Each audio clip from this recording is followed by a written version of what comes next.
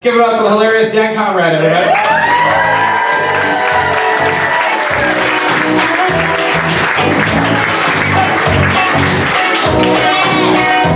Hello, everyone. My name is Dan Conrad, and let's get this out of the way right off the bat. I have a lisp.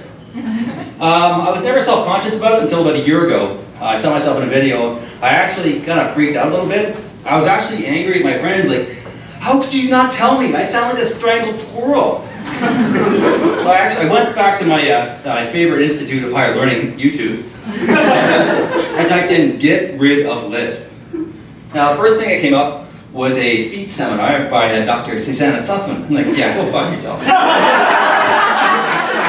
But the next guy actually had the same kind of lisp as me. I didn't even have to watch the whole thing. He said, a lisp like mine, where the jaw moves slightly side to side, is very difficult to get rid of because it's caused by an oversized tongue.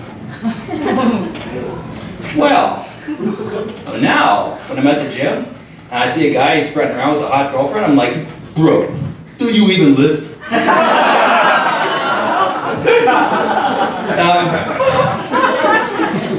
So I turned 50 last year, and I kind of think that most people my age had more time to get used to the idea. 4 years ago, I was just getting out of rehab after like a 7-year binge. And I mean binge. The night before I went into treatment, I took all the booze I had left and a bunch of pills and I dumped them down the drain. Did I say drain? Because I meant throat.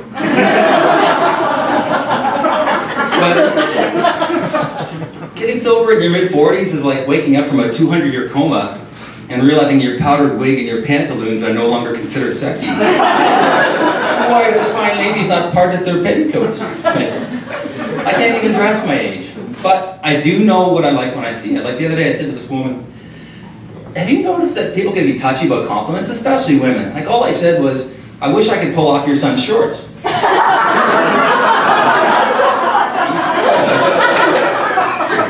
And to make things worse, I live in a city of Owen Sound so small that my neighbors have opinions about my lawn. The guy next door actually complained that my unkempt yard was affecting his property value. And I said, sir, I assure you, being the site of Owen Sound's only mass murder will not help it either. You can see the interior was recently redone in cardiac red. The head of the household was found here, but the rest of his body was stuffed down the storm drain. But the yard looks great.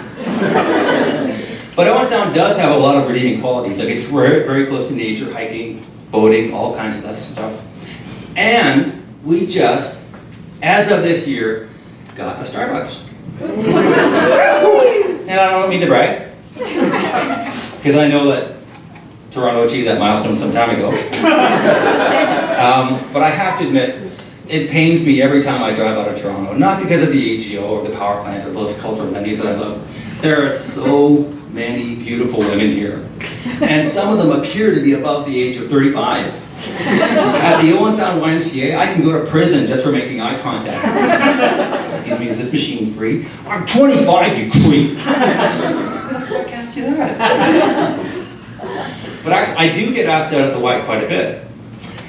Unfortunately, it only happens in the men's locker room. That's why I hang out in the women's locker room. It's a simple marketing issue. And I find it super annoying. And please don't misunderstand, it's not a homophobia thing. If you're not hurting anyone or exploiting anyone, I don't care. If you're into autoerotic asphyxiation, knock yourself out. Wait. Don't knock yourself out. Almost knock yourself out, and then bite the lemon. Jesus. Honestly, if it's that goddamn important, there should be public service announcements, like, or cartoons or commercials or something.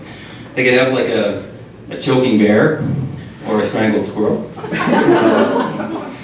That might be a good acting job, a niche market for furries. You ever heard of these?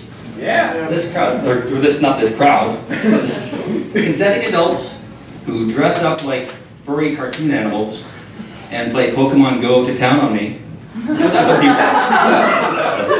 And it's not my cup of tea, really, but it cracks me up. Like, do you think those folks go in for like bikini waxing and manscaping underneath their costumes? It's like, that's a little bit hypocritical, I think. I like to think that they grow out their junk shrubs and dye them to match their costumes, like Pikachu yellow or Elmo red or like Snuffleupagus brown would be a cinch. That's kind of like a low-hanging fruit. Can I say low-hanging fruit? That was kind of insensitive. Anyway, thank you very much. You've been a fantastic audience. And enjoy the show.